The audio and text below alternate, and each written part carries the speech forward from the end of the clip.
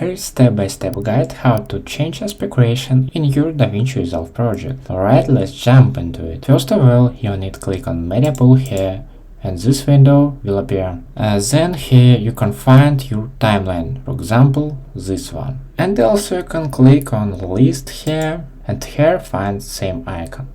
Click on Timeline and do right click here. And in the drop down menu, click on Timelines, then Timeline Settings. Once this small window will appear, you can click here on Use Project Settings, and then you can change this timeline resolution. For example, click here and change for HD or Full HD. And also you can click here and write anywhere, for example 1080, and click on OK button, and then you can see square. Click here and zoom it, for example like this.